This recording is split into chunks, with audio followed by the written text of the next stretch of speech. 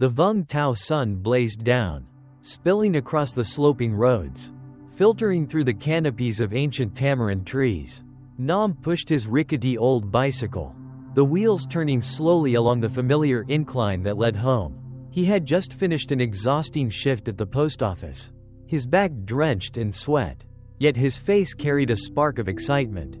Today was the day he would move into a new rental house tucked deep inside a narrow alley in the Godot area. Since childhood, Nam had been tied to Vung Tao, the city of the sea and the hills. His parents had died young in a traffic accident, leaving him to live with his grandmother. After she passed away a few years ago, Nam stayed alone in their old, crumbling house. His modest postman's salary wasn't enough for repairs, so he decided to look for a new place, cheap and close to work. The house in Godot fit the bill perfectly. "Nam, just got off work, huh?" An elderly neighbor called out gently as she sat in front of her house picking vegetables. Nam flashed a bright smile. "Yes, ma'am, I just got back. I'm on my way to the new house." The old woman paused, raising her head. Her eyes carried a hint of worry. "New house? Where exactly did you rent?" "At number 17, the little alley near the end of the street," Nam answered innocently, not noticing the change in her expression. At the mention of house number 17, her eyes dropped, and her voice grew heavy. "That house? You should be careful. People say a lot of bad things about it." Nam frowned, puzzled. "What kind of things?" The old woman only shook her head, sighing. "Just be careful, child. Don't forget to lock your doors at night." Nam thanked her and continued pedaling, curiosity stirring inside. House number 17 was a small, worn place, its paint peeling away, sitting silently in the narrow alley. The rusty iron gate screeched eerily whenever the wind blew. As Nam pushed it open, the smell of dampness and dust hit his nose. Weeds choked the yard, covering the pathway. No wonder nobody wanted to rent this place. Nam muttered with a faint sigh. He wasn't superstitious. Ghost stories had been a part of his childhood, but he never really believed them. For an orphan like him, simply having shelter from the rain and sun was already a blessing. He opened the faded wooden door and stepped inside. The small living room was dimly lit, sunlight barely seeping through a window covered in cobwebs. Everything was coated in thick dust, yet the house was completely empty. "Good, no leftover junk from the previous tenants," Nam whispered, dropping his heavy backpack and finding a clean corner to place it down. While tidying up, his hand brushed against a rough patch on the wall. A chill shot down his spine, out of place in Vung Tao's sweltering heat. That section of the wall looked freshly painted, pure white, in stark contrast with the yellow-stained walls around it. Curious, Nam tapped on it. The hollow sound echoed strangely. "What's inside?" he murmured. He pulled a small crowbar from his toolkit and carefully pried at the wall. The paint chipped away, revealing old, mottled bricks. He pried a little more until a small cavity appeared, hiding an old, moldy wooden box. With trembling hands, Nam opened it. Inside were nothing extraordinary, just a few aged trinkets, a wooden comb, a small mirror, and a roll of yellowed paper. Forgotten belongings? Nam thought aloud. He gently unrolled the paper. It was a letter. The ink faded but still legible. The words were a desperate plea, filled with anguish. "My little girl, where is she? Who took her away?" The further he read, the colder his skin grew. The letter ended in frantic, torn strokes. "I will find her, at all costs." Nam set the letter down, unease rising in his chest. His mind echoed with the old woman's warning. People say a lot of bad things. Could it be connected to this house? Hastily, he placed the box back and sealed the wall, trying to push away the creeping dread. That night, Nam lay on a thin mattress, forcing himself to sleep, but faint noises lingered in the air. Footsteps, soft, deliberate, echoing from the living room. His eyes snapped open, straining to listen. The bedroom door was closed tight, yet the footsteps grew clearer. Thump, thump, thump. Slow, measured, pacing in the empty living room. Nam held his breath and grabbed his phone from the bedside. He turned on the flashlight. his hands trembling as he aimed it toward the door. The faint beam revealed nothing, no shadow, no figure. He exhaled sharply, convincing himself he was just being paranoid. Setting the phone back down, he tried to calm his racing heart. But then, another sound echoed through the silence. This time it wasn't footsteps. It was soft, muffled sobbing. The sound was faint, yet piercingly clear in the stillness of the night. It was the cry of a child, lonely, frightened, and heartbroken. "Mom, I'm scared." Nam jolted upright, eyes wide. He spun around, scanning the room for the source. The sobbing seemed to seep out from the very wall where he had uncovered the mysterious box earlier that day. "No way," he muttered, sweat beading on his forehead. Summoning his courage, he crept toward the wall and pressed his ear against it. The cries grew louder, echoing, not from within the house, but from somewhere else entirely, as if bleeding through from another world. Nam stumbled back, torn between running outside or staying to uncover the truth. His body trembled as he stood frozen in place, listening. Suddenly, the crying stopped. Silence swallowed the room once more. Relieved but uneasy, Nam's breath steadied for only a moment before a frigid draft swept across the living room. He shivered, his gaze snapping to the corner near the wall. There, in the dim glow, stood a shadowy figure. It was a little girl. She wore a tattered white dress, her long hair falling over her face, concealing her features. She didn't move, didn't breathe, but her dark, hollow eyes locked onto Nam. His body stiffened, unable to move, sweat soaking his back. Slowly, the girl raised her hand and pointed at the wall. "Mom, is there?" Her voice was soft yet reverberated through the entire room. Her small finger remained fixed on the very wall Nam had broken into earlier. At that instant, another icy gust blew past, making him flinch. He squeezed his eyes shut. When he opened them again, the girl was gone. Only the dreadful silence remained. Nam stood frozen, his heart pounding like a drum. What he had just seen, what he had just heard, couldn't be brushed off his imagination. He approached the wall again, pressing his palm against it. The bitter cold still lingered. Turning toward the window, he stared out at the city lying quietly under the moonlight. "This house, it's not as simple as I thought," he whispered, his voice unsteady. A sudden chill crept up the back of his neck.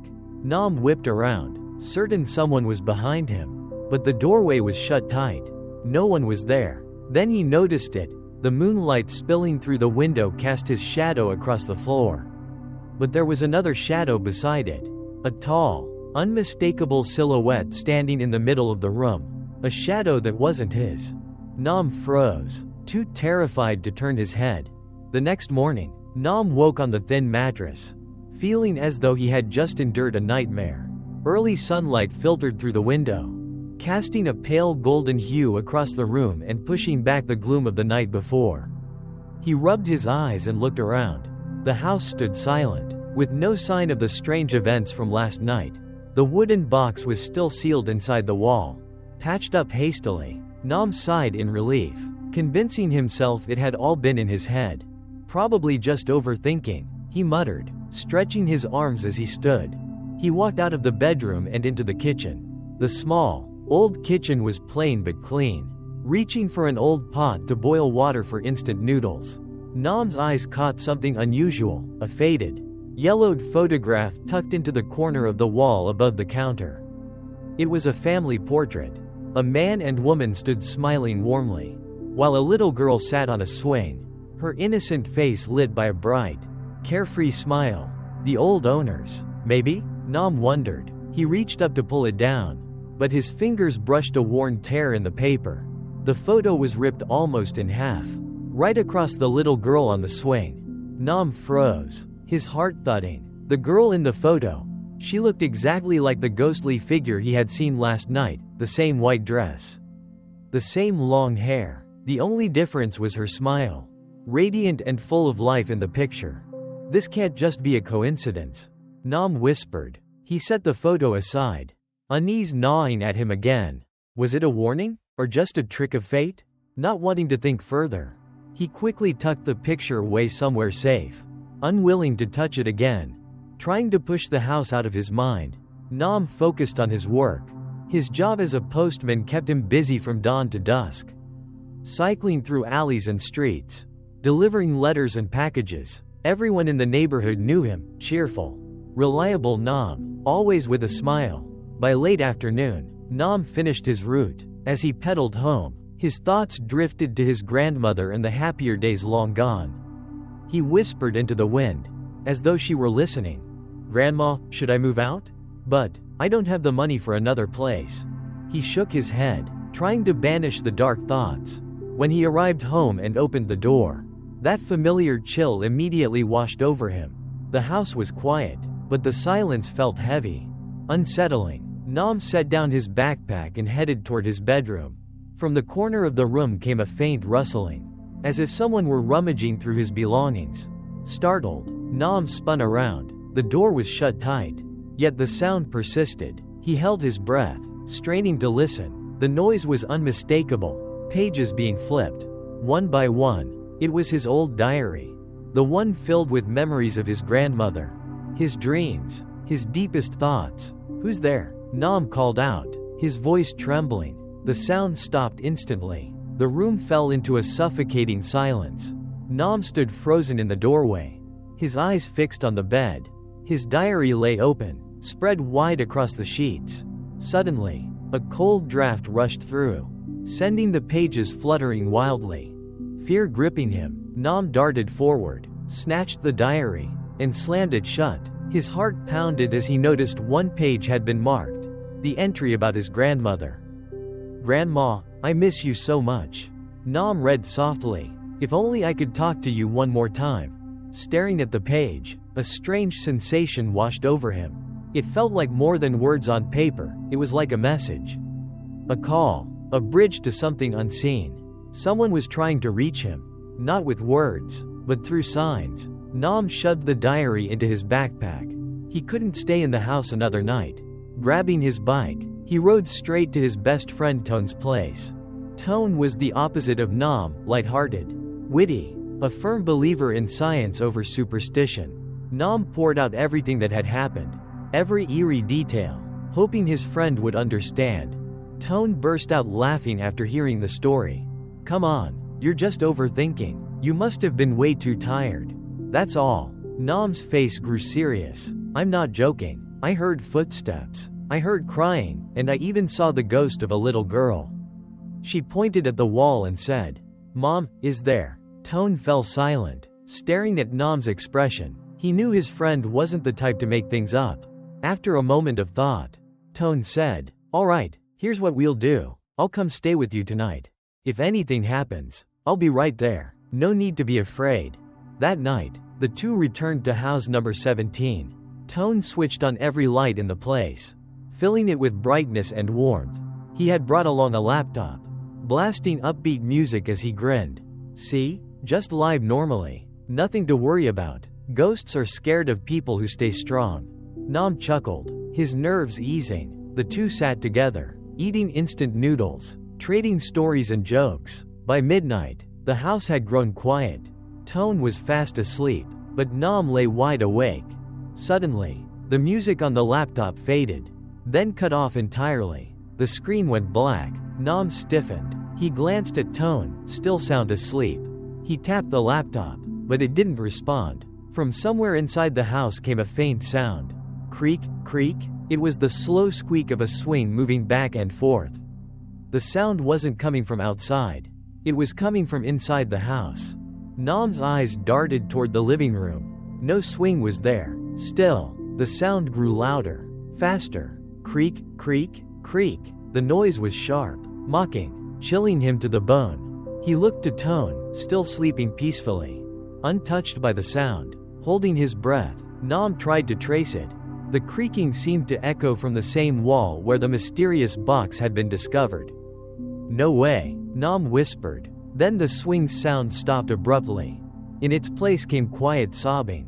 Louder this time, much closer. "Mom, I'm scared. Mom." Panic surged through Nam. He stumbled backward, knocking into a table. The noise startled Tone awake.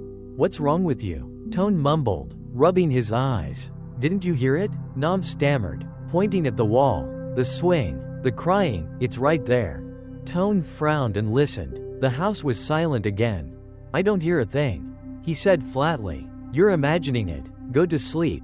Nam said nothing, but his eyes remained locked on the wall. He knew what he heard was real. Tone hadn't heard it, but Nam had. Suddenly, an icy hand pressed down on his shoulder. Nam froze, turning his head. Long black hair draped down past his face. He couldn't see who it was, but the freezing sensation spread through his entire body. Terrified, he spun around, only to find himself face to face with Tone. As if seeking protection, Tone stared at him in confusion. What's with you? You're drenched in sweat. He reached out and touched Nam's shoulder. Nam flinched. No one had been behind him. The cold hand was gone, but the chill still lingered in his bones. Forget it, I'm going back to sleep. You should too, Tone muttered, turning away. As Tone shifted back toward the bed, something appeared just behind him. A swing, thin ropes forming its frame, faint and ghostly, took shape out of the air. It swayed gently, eerily silent. Nam's jaw dropped. He raised his hand, wanting to call out, but no sound escaped his lips. The swing rocked steadily, inching closer and closer to Tone's back. Nam squeezed his eyes shut, too terrified to watch any longer. Nam squeezed his eyes shut, his heart hammering like it would burst from his chest. He couldn't believe what he had just seen, the eerie swing hanging in midair right behind Tone. He wanted to scream, to pull his friend away, but his body was locked in place, paralyzed by fear. Suddenly, a cold, clammy hand gripped his shoulder. Nam flinched and snapped his eyes open. It was Tone. Hey, what's wrong with you? Tone asked, concern etched across his face. So scared you had to shut your eyes? Come on, snap out of it. Nam glanced at Tone, then past his friend's shoulder. The swing was gone. Everything looked normal again. The house had fallen into a dreadful silence. I just saw, Nam stammered. Tone cut him off, his voice firm. You didn't see anything. You're just exhausted and letting your mind play tricks on you. Go to sleep, Nam. He patted Nam on the shoulder and went back to bed. Nam stood trembling, his whole body shaking. He knew what he had seen was real, but Tone didn't believe him. The loneliness and helplessness pressed down on him. He decided not to argue further. No one would believe him anyway. Crawling back into bed, Nam lay wide awake, his eyes fixed on the wall that hid the mysterious box. All night, he couldn't close his eyes. The images and sounds from the past nights haunted him relentlessly. By morning, Tone woke up cheerful, refreshed, as if nothing strange had happened. He left for work, promising Nam he would come back later that evening. Nam, however, was pale and exhausted, with dark circles under his eyes. He decided to take the day off, though he dreaded being alone in the house. Something inside him, a pull he couldn't explain, kept him from leaving. Nam wandered slowly through the house, his footsteps echoing. His gaze fell once again on the wall concealing the box. He made up his mind. He had to open it again. Grabbing the crowbar, he pried open the wall. The old, moldy box was still there.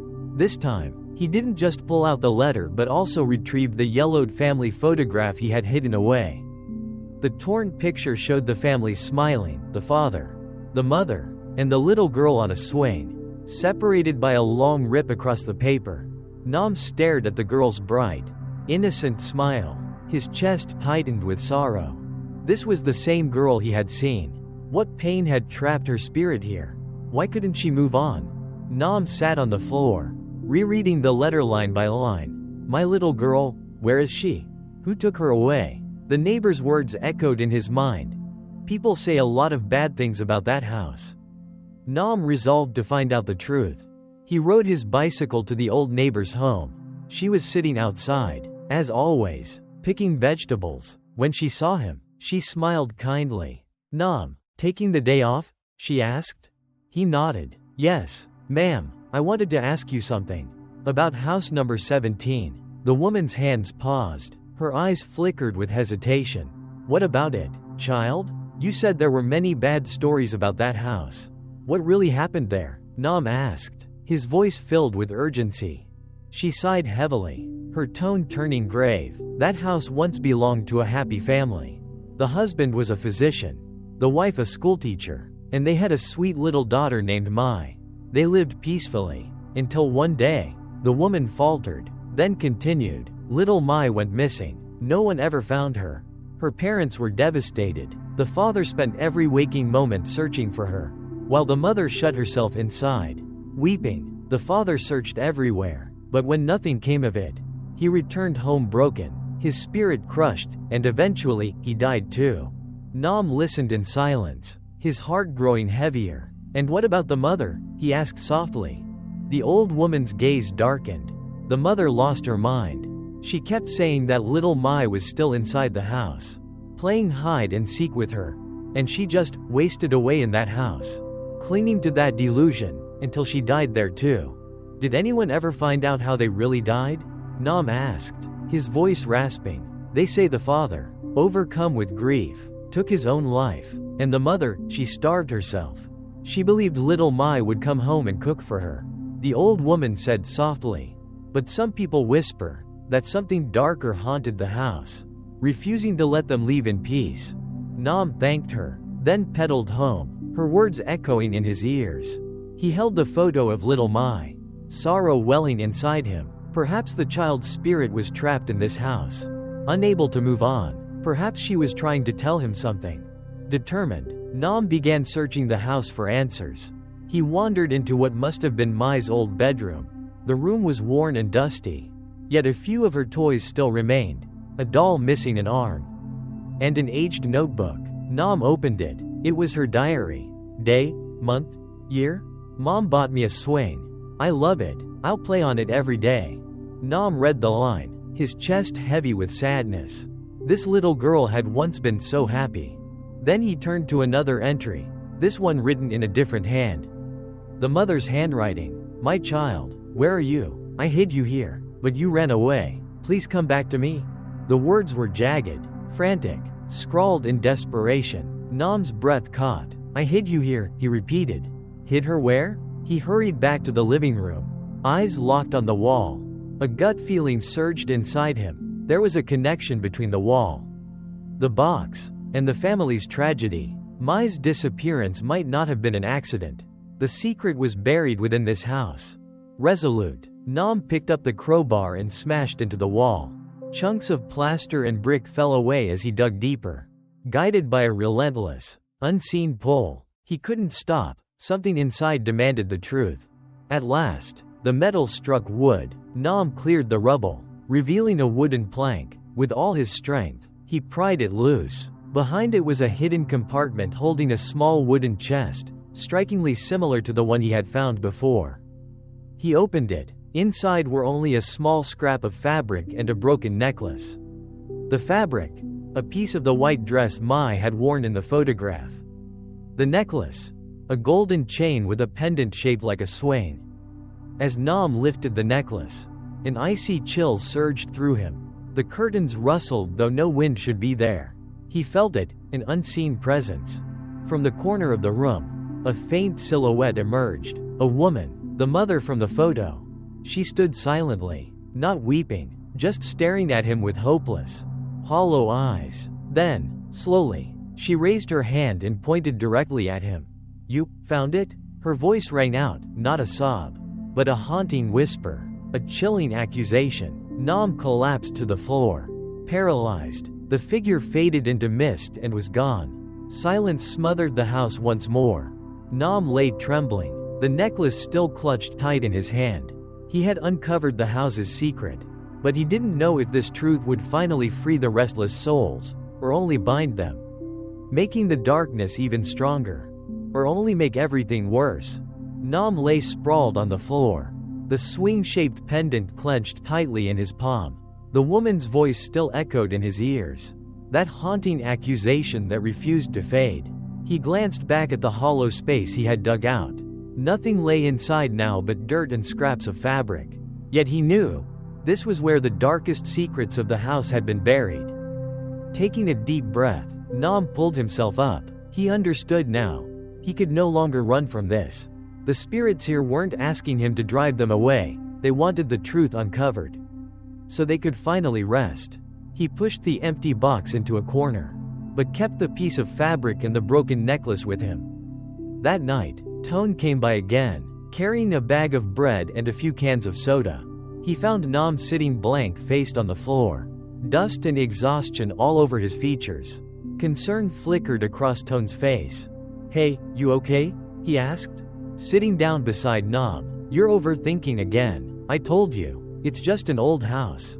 Nam's voice was heavy, serious. "No, you don't understand. I found things. Another box, a torn piece of fabric, a necklace." He recounted everything: the father, the mother, little Mai, the old neighbor's words, the diary, the frantic handwriting of the mother. This time, Tone didn't laugh. He could see the weight in Nam's eyes. "So, what do you think they want?" Tone asked, his voice lowering. "I don't know," Nam admitted, shaking his head, "but it feels like they want me to uncover the truth." A cold draft rushed suddenly through the room, making both of them shiver. "I'll help you," Tone said firmly. "If ghosts are real, I want to see them too. But more than that, I want to help you. You're not facing this alone." The next morning, the two set off on a new mission, to dig deeper into the past. They headed to the city library, combing through old newspapers. Hours passed, but finally, they stumbled on a few articles. "Got it," Tone exclaimed, excitement breaking his voice. "The disappearance of little Mai." The article described a mysterious case. An 8-year-old girl, Mai, vanished without a trace. Police searches had turned up nothing. It mentioned her family, a respected doctor for a father, a devoted teacher for a mother. But no answers, no leads. Nam's thoughts drifted back to the neighbor's words. The father, so overcome with grief, took his own life. "Wait, look at this," Tone said, pointing at another article. "Traffic accident on La Hong Fong Street. Victim, a well-known doctor." Nam's eyes scanned the lines. The victim was named Thang, the father's name. But the article didn't call it suicide. It called it an accident. Had the neighbor been wrong? Or was something being covered up? If it was an accident, why did she say it was suicide? Nam muttered, "She must know something we don't." They hurried back to question the old neighbor again. As always, she was there, plucking vegetables by her door. Nam and Tone explained what they had found. Her face tightened with unease. "Yes, it was an accident," she said slowly. "But, after his death, the mother kept saying he had chosen to run into that truck. She swore he didn't want to live anymore. Why would he be that broken?" Tone asked. The old woman's gaze dropped. She always repeated one thing: "My daughter, she will never forgive him." Nam and Tone exchanged a heavy glance. The mother's words weren't just grief, they carried accusation. Could it be the father himself had a hand in Mai's disappearance? They returned to house number 17, and the moment Nam stepped inside, a surge of energy swept over him. In the corner of the room, he saw a faint figure, the father. His eyes were filled with torment and regret. He bowed his head in silence, and then faded away. Nam understood. This was a message. He had to uncover the truth. He headed straight into Mai's old bedroom, searching every corner. Beneath the worn carpet, he spotted a strange stain, its shape irregular, as though something heavy had been dragged across the floor. He touched it. The sensation was chilling, damp, unlike anything else in the room. Tone's voice trembled. "That doesn't feel like water." Nam said nothing. He grabbed a knife and pried up the wooden floorboard. Beneath it lay damp soil, reeking with a foul stench. The two friends exchanged terrified glances. Is something buried here?" Tone whispered. Nam inhaled deeply, then dug into the dirt with his hands. Soon, he unearthed an old suitcase, half rotten but still intact. He pulled it free, opened it. Inside were no clothes, no belongings, only a stack of old cassette tapes. Nam and Tone carried the suitcase into the living room. They found an old tape recorder, plugged it in, and pressed play. A harsh static filled the air.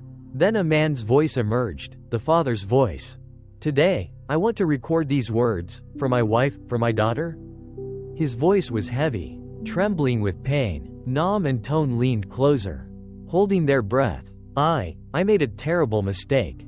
I used my knowledge to help someone. But I didn't know he was evil. That man, he took our daughter, he used her as a sacrifice. I was too afraid, too ashamed to speak out. I'm sorry. I'm so sorry. The father's voice broke into sobs. Raw with despair, Nam and Tone looked at each other.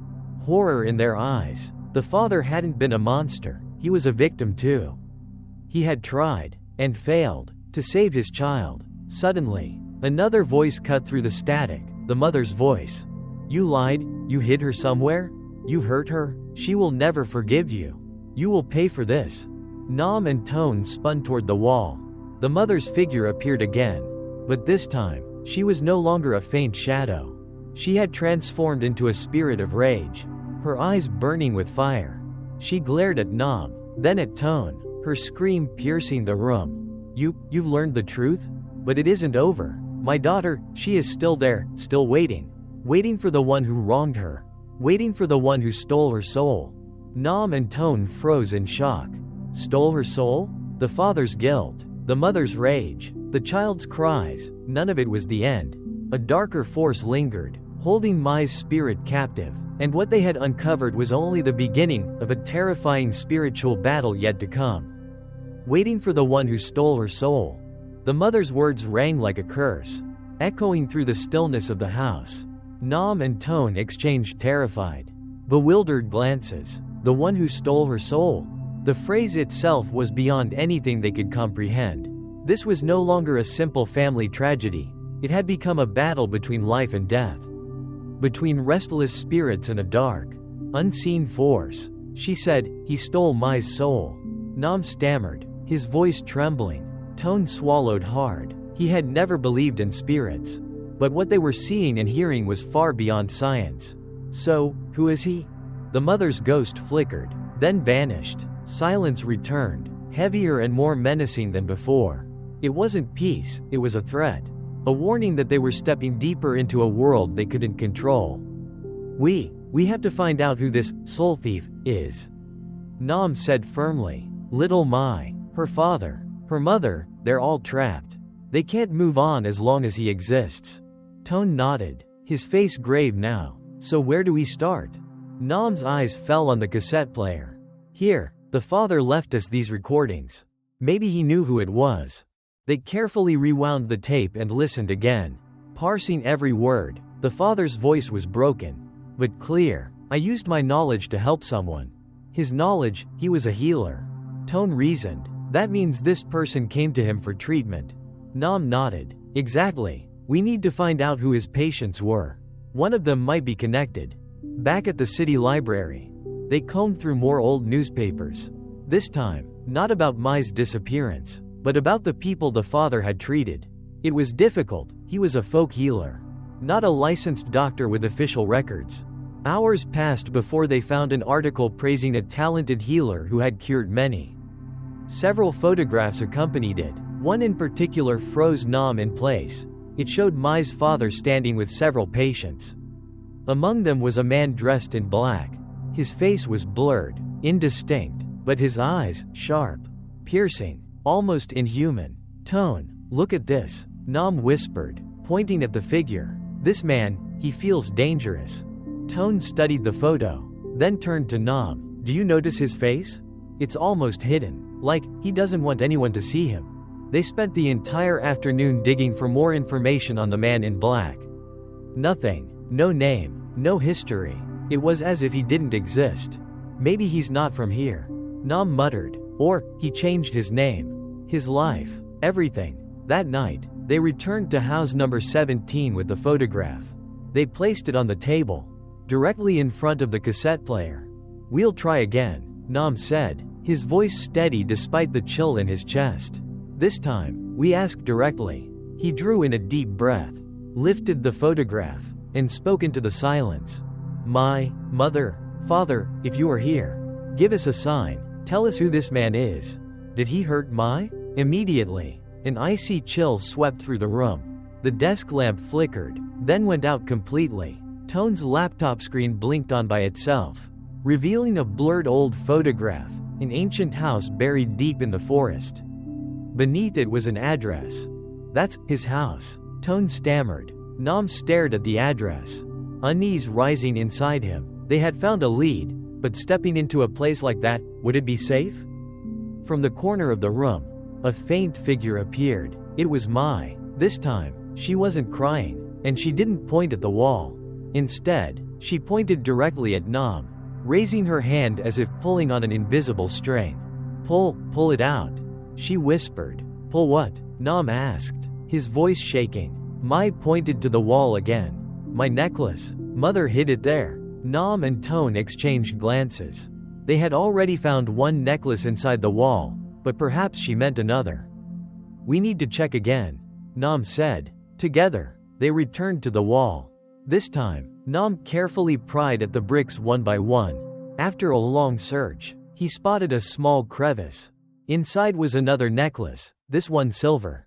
Its pendant shaped like a birdcage. Nam lifted it out. The moment he touched it, a surge of energy pulsed through him. But it wasn't cold, oppressive energy. This was different, warm, gentle, like a whisper of gratitude. Mai's ghost appeared once more, but now she was smiling, her gaze fixed on the birdcage pendant. Suddenly, from within it, a beam of white light burst forth, soaring upward before fading into the air. Nam felt it at once, a release, a calm serenity washing over him. Mai's spirit had finally been freed. She smiled one last time at him, then dissolved into nothingness. She's moved on," Tone whispered, stunned. "But what about the father and mother?" Nam asked, unease gnawing at him. "Maybe we need to find the one who hurt her," Tone replied. "Only then will they be able to move on too." Nam stared at the birdcage pendant in his hand, then at the address glowing faintly on the laptop screen. This was no longer just a search for answers. It was a confrontation with something dark, something far beyond them. He didn't know what lay ahead, but he knew he couldn't turn back. Too many souls were waiting for release. A cold wind swept through the house, making Nam shiver. Then came the sound of sobbing, soft, broken. But this time, it wasn't Mai. It was the mother. "No, child, don't go, don't go." Nam froze. Had Mai truly ascended, while her mother remained bound? Or was there an even darker secret still waiting, hidden beyond the shadows of what they had uncovered? Or was there a darker secret waiting for them ahead? The mother's weeping tore through the fragile peace that followed Mai's ascension. Her desperate plea, "No, child, don't go, cut into Nam's heart like a blade. He turned to Tone, both of their faces pale with shock. The truth dawned on them. It wasn't hatred that bound the mother's soul, but unbearable grief. She could not bear to let her daughter go, even if it meant moving on to a better place. She probably never accepted it. Nam whispered, the truth that her daughter was gone, leaving her behind in loneliness. Tone nodded, sorrow in his eyes. So what do we do? Help her move on? Nam shook his head. No, we can't. She's trapped in her own grief. Only when she accepts the truth can she be free. His gaze shifted to the glowing address on Tone's laptop screen, the home of the mysterious man in the photograph. And that truth might be waiting there. That night, they made their decision. At dawn, they would head for that address. Before leaving, Nam looked around the old house once more. Everything was still worn, still broken, but the air no longer felt suffocatingly cold. Every corner, every relic seemed to hold a fragment of the family's story. This house isn't evil, Nam murmured. It's just soaked with too much pain. At sunrise, Nam and Tone rented a motorbike and set off. The address led them far away from the city, into a remote forest road. The deeper they went, the colder and darker the air became. Towering trees blocked out the sun, wrapping them in a haunting twilight. Hours later, they arrived at an ancient wooden house hidden in a valley. Covered in moss, weathered with age, it looked abandoned. The silence around it was suffocating. Both of them dismounted, their footsteps hesitant as they approached. A chill slithered down Nam's spine. This wasn't hatred, nor sorrow. It was something far worse, a suffocating, terrifying stillness. Looks like no one lives here, Tone whispered, his voice trembling. Be careful, Nam said quietly. Something's wrong. They stepped inside. The air was heavy, the darkness pressing in. Dust lay thick across every surface, as though time itself had abandoned the place. In the living room, a worn wooden table held a box of medical instruments. Next to it lay a faded notebook. This must be his house, Tone murmured. Nam picked up the notebook. It was filled with medicinal recipes, notes on herbs. He flipped through page after page, until one passage froze him in place. Day, month, year? New patient. Mai needs a special cure, but the price is too high. Nam and Tone exchanged horrified looks. Patient? Mai was sick? They read further. The words that followed twisted everything they thought they knew. Day, month, year? Cannot cure her. Only one way. A trade. One soul for another. Thang has agreed. He brought his daughter here, for the ritual. Nam's stomach dropped. Their hands shook. The truth crashed over them like ice. The father wasn't just a victim. He had agreed to sacrifice his own daughter's soul, in exchange for saving someone else. Before either could speak, a shadow formed in the corner. A man appeared, draped in black, just as in the old newspaper photo. His face was obscured, but his eyes burned sharp, cold, and merciless. Nam's voice cracked as he whispered, "Why you? Who are you?" The man gave no reply. He only raised his hand, mimicking the act of pulling an invisible string. His finger pointed straight at Nam. Instantly, a chilling force rushed into Nam's body. He collapsed, his chest tightening as though something was clawing at his very soul, trying to take over. Nam, hey, Nam, are you okay? Tone cried, frantically pulling his friend back up. Nam shook his head weakly. His face drained of all color. He's the soul eater. He's the one who stole Mai's soul. Suddenly, a piercing scream echoed through the house. It was the mother's voice, raw, tormented. Her spirit appeared, disheveled hair hanging loose, her face twisted with anguish.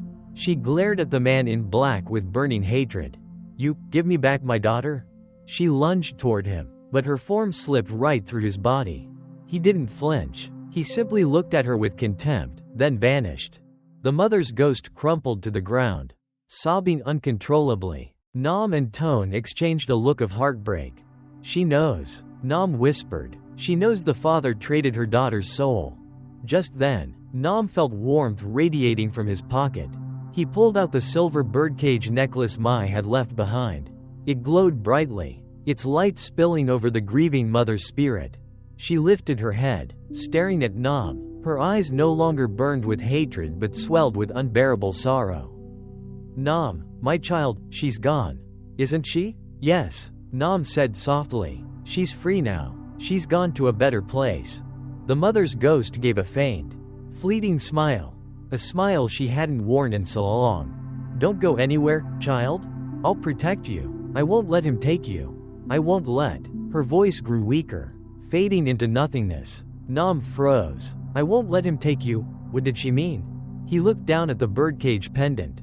It no longer glowed, but a strange warmth lingered in his palm. "This necklace, this birdcage," Nam whispered. "It has a power. Maybe this is the only thing that can fight the Soul Eater." He turned to Tone, eyes blazing with determination. "We have to find him. We have to help her, and all the other trapped souls. We can't stop now." Tone nodded firmly. "We'll do it. I believe in you." At that moment, the old notebook on the table fluttered open by itself. A page turned, revealing a sketch. An ancient temple perched atop a high hill, overlooking the sea. Beneath the drawing was a single line of text. "The necklace, the birdcage, the key to life and death." Nam and Tone stared at each other. They knew this was the next clue. A new journey had begun, one fraught with danger. To uncover the truth about the Soul Eater and to set free the spirits still trapped in his grasp. To free the souls that were imprisoned. Nam and Tone stared at the drawing of the temple atop the hill, their hearts pounding with a mix of fear and anticipation. That place, the temple, felt like the very core of everything. The necklace, the birdcage, the key to life and death. The chilling note revealed that the pendant Nam held wasn't just some protective talisman. It was the only key that could face the Soul Eater. "This temple, I swear I've seen it before," Tone muttered, pulling out his phone and searching online. After a few tense moments, his eyes lit up. Here, it's real. People call it Mu Hun Ba. It's on a small island in Vung Tau, right off Bai Sao. You can only walk to it when the tide's low. Nam's eyes hardened with resolve. Then that's where we're going. Now, by the time they reached Bai Sao, the sky was already dark, but the moon shone brilliantly, painting silver ripples across the sea. The tide had retreated, revealing a jagged stone path stretching out toward the island, with a roar of waves on either side and the eerie silence between them. Nam and Tone crossed. Mu Hun Ba loomed at the island's peak, an ancient shrine cloaked in moss and moonlight. Its silhouette under the night sky was haunting. They climbed the weathered stone steps and stepped inside. The shrine was silent, abandoned, thick with dust. On the altar stood a faceless statue. Around it were scattered toys, worn dolls, broken toy cars, tiny relics of childhood. It looked less like a temple, and more like a child's playroom long forgotten. These toys, could they have belonged to other children who were soul-eaten? Tone whispered. Nam didn't answer. His chest tightened as the pendant in his hand began to glow. Its light spilled over the faceless statue. The ground trembled. Cracks crawled up the statue's surface. Then, a voice split the silence, cold, powerful, commanding. "Stop, you dare trespass on my domain?" They spun around. A man cloaked in black stood at the entrance, his face blurred in shadows, eyes sharp as blades. "The Soul Eater. You're the one who destroyed my..." Nam growled, fury in his voice. The man's lips curled into a cruel smile. "Destroyed? No, I helped. I gave her father a choice. The wife was dying. I offered him a trade, the girl's soul for the mother's life. He agreed. A fair exchange." Nam and Tone froze, disbelief crashing over them. "The wife's life?" "Yes," the Soul Eater said smoothly. "She was on death's door. He begged me, so I granted him mercy. And in return, I took the child." Nam's stomach twisted. The father hadn't been a victim. He had bargained with a demon. Then why was the mother's soul in such torment? Nam demanded. The man chuckled darkly. "Because she never knew. She thought her child simply vanished. She lived and died inside a lie. Her husband never told her the truth, that he traded their daughter's soul to save her." Nam gripped the glowing pendant tight, his voice shaking with rage. "You're evil. You preyed on their pain. You twisted love into chains." The Soul Eater threw his head back and laughed. "Evil? Good? Meaningless words. A mother's soul is worth more than a child's. Is it not? I am nothing more than a merchant, a trader of souls." Just then, the mother's ghost appeared again, her face contorted in sorrow. She turned to Nam, then to the Soul Eater, her voice trembling. He traded her? He gave away my daughter?" The Soul Eater pointed at her, his smile venomous. "Yes, he chose you. And now, you are the one keeping his soul bound." Nam and Tone exchanged stunned glances. She's the one holding onto the father's soul?" "Yes," the Soul Eater said. "She could never accept the truth. She thought he was a good man. His soul is still imprisoned in that house, the place she believed was safe." Nam's chest ached with grief.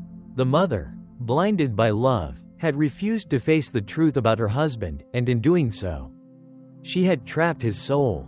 "I won't let you hurt anyone else," Nam said firmly, raising the birdcage pendant toward the Soul Eater. The man sneered. "You think that little trinket can harm me? You're nothing but a weak human." But the pendant flared to life, flooding the room with a radiant light. The brilliance struck the Soul Eater directly. He screamed, his form unraveling, fading into smoke. This can't be," he roared. "That cage, it doesn't belong to you." Nam didn't waver. He poured every ounce of will into the light.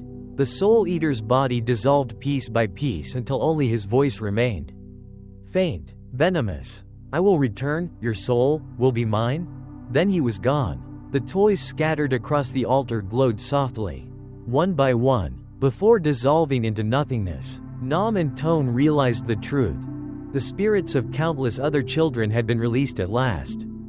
They exhaled in relief. It was over, or at least, they had won this battle. But what about the parents?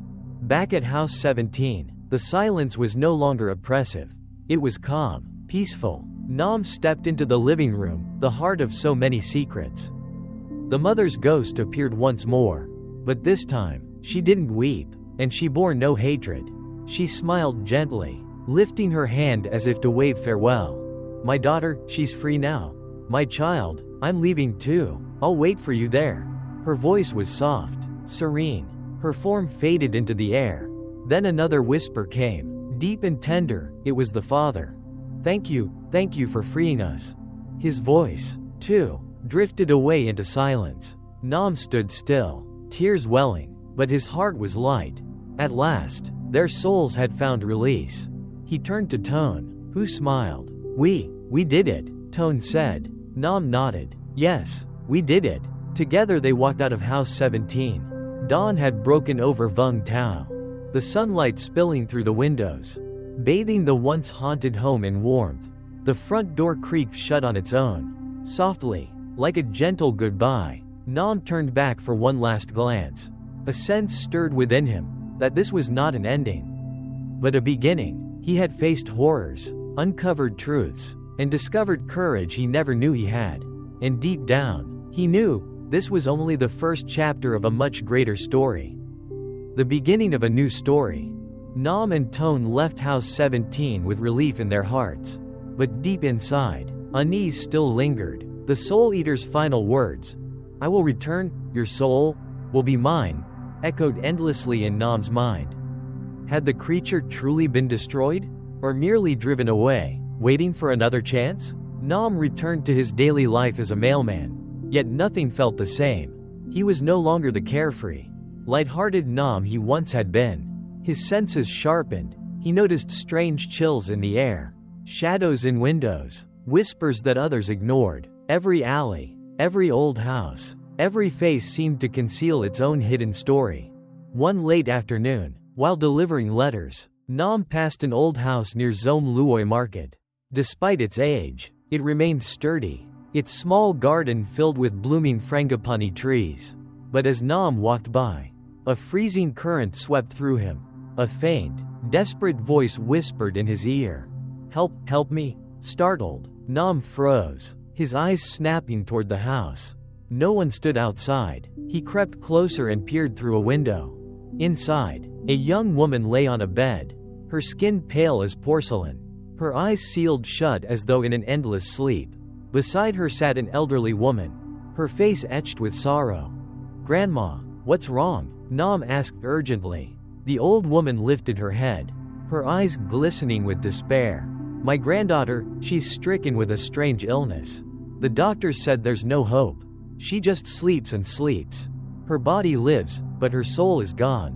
Nam stiffened. Her soul is gone? His mind raced back to the story of little Mai. The Soul Eater had stolen her spirit. Could it be he had returned? "Grandma," Nam said, voice steady, "maybe I can help." The woman looked at him, doubtful. "And who are you?" "I'm just a mailman," Nam admitted, "but I've dealt with something like this before." He quickly recounted the tale of House 17 and the tormented family that once lived there. The old woman listened, her suspicions softening into belief. Finally, she whispered, "A week ago, a strange man came. He claimed he could heal my granddaughter. But he demanded a price, the soul of a loved one. Of course, we refused, but he performed his ritual anyway, and since then, she hasn't woken up." Nam clenched his fists. "It's him, the Soul Eater. He's back, and he wants her soul." The woman broke down, sobbing. "Then what do we do? She's slipping away." Nam drew a deep breath. "I'll bring her back. I'll find her soul and return it." He called Tone, who arrived in minutes. Together they stood over the sleeping girl. Tone's expression was tight with fear. "Nam, are you sure about this? That thing is dangerous. I can't leave her like this," Nam said firmly. "And I know, if we don't stop him now, more people will suffer." They began their search. Their first stop was the abandoned house deep in the forest, the one that once belonged to the Soul Eater. But when they arrived, it was locked tight, empty, no trace of him anywhere. "Then where is he?" Tone muttered. At that moment, the silver birdcage pendant in Nam's pocket began to tremble violently. A soft glow seeped from it, and a thin beam of light pointed down a narrow path. Nam's eyes widened. It's guiding us. Following the light, they rode until it led them to another decrepit house. This one standing nearby though. The house loomed in silence. Its walls cracked, its aura cold as death. In front of it towered an ancient banyan tree, its gnarled roots clawing into the earth like monstrous hands. Tone shivered. Be careful, Nam. This feels worse than before. They stepped inside. The house was shrouded in darkness, the air thick with an icy chill. On the floor, dark stains of dried blood spread like sinister shadows. At the center of the room stood a wooden table, and on it lay a straw effigy bound tightly with red and black strings. This is where he's imprisoning the girl's soul, Nam whispered, his voice trembling. Suddenly, a chilling laugh echoed through the room, mocking and cold. So, you actually found me, but you're too late. The Soul Eater appeared in the corner, his eyes burning with hatred as he stared at Nam. Do you really think you can defeat me again? I've already claimed the girl's soul, and now, it's your turn. He raised his hand, and a surge of black energy shot out, striking Nam. The force clawed at Nam's chest, tearing at his very spirit. His body convulsed violently as if his soul were being ripped from him. Nam, Tone screamed, rushing forward, but he slammed against an invisible wall, unable to reach his friend. It's useless, the Soul Eater sneered. His soul already belongs to me. But then, the silver birdcage pendant in Nam's hand blazed with light. The glow expanded, forming a radiant cage of light that encased Nam, shielding him from the darkness. The Soul Eater recoiled in shock, his face twisting in rage. Impossible. You've awakened the true power of the birdcage? Yes, a voice thundered, not Nam's voice, but the voice of the Father, the healer. That birdcage, it is the key. It can resist all corruption. The Soul Eater's eyes widened, filled with venom. What have you done? Did you free his soul? Nam stood tall, his voice steady. No, he came here willingly, to help me, to help stop you. The spirit of the Father appeared beside Nam, his form shining with resolve, his gaze locked on the Soul Eater, blazing with fury. You deceived me, you stole my daughter's soul, and now, you will pay. The Soul Eater burst out laughing, his voice like broken glass. Pay? I gave you what you asked for. You should thank me. But fine, if your soul is so strong, then I'll crush it myself. Then yours will be mine too. He lunged forward, but the glowing birdcage erupted with an even brighter surge of light. Forcing him back, the Father raised his hand, channeling his strength into the radiant cage. I will never let you hurt anyone again, the Father declared with iron resolve. A beam of searing light exploded from the birdcage, engulfing the Soul Eater. He shrieked, his screams reverberating through the house, his body unraveling into smoke and shadow until nothing remained. At the same moment, a faint glow emerged from the straw effigy. It unraveled, releasing a gentle, shimmering light, the soul of the young girl. She floated free, her spirit returning to her body at last. The spirit of the Father looked at Nam, his eyes filled with gratitude. Thank you, for helping me atone for my sins. Nam nodded. It's nothing. Thank you, for helping me. The Father's ghost smiled softly before fading into the air. Nam stood there, feeling an overwhelming sense of relief wash over him. Tone rushed over, lifting Nam up. Are you okay? Nam shook his head. I'm fine. I won. They returned to the girl's house. She was awake now, her cheeks rosy, no longer pale and lifeless. The old woman wept with joy, embracing Nam and Tone tightly.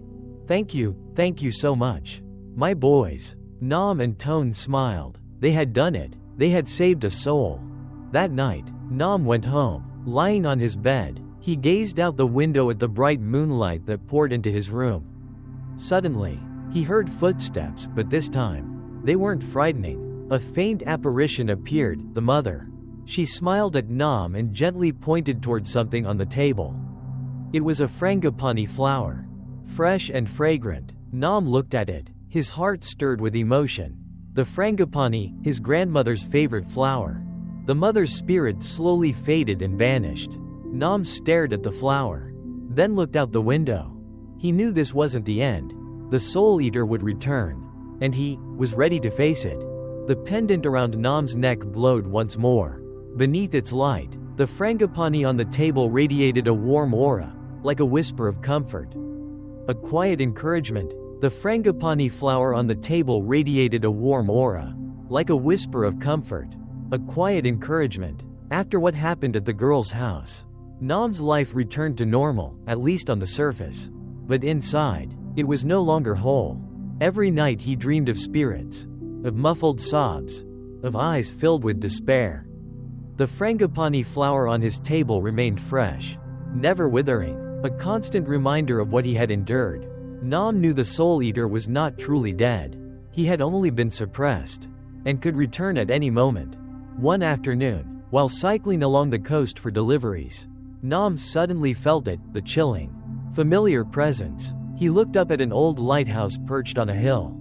It had been abandoned for years, yet tonight its lantern flickered faintly, like a ghostly call. Nam stopped, locked his bike, and began the climb. With each step closer, the air grew colder. The heavy door of the lighthouse hung ajar, groaning as the sea wind rushed through, creating eerie whispers. Nam pushed it open. Inside was darkness, the air damp and heavy. A spiral staircase winding upward into the shadows.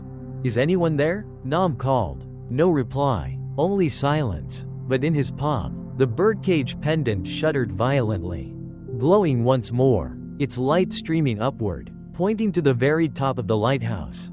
Nam knew he was there. Drawing a deep breath, Nam ascended. Each step creaked under his feet, echoing in the hollow tower. The smell of mold and rust filled his lungs.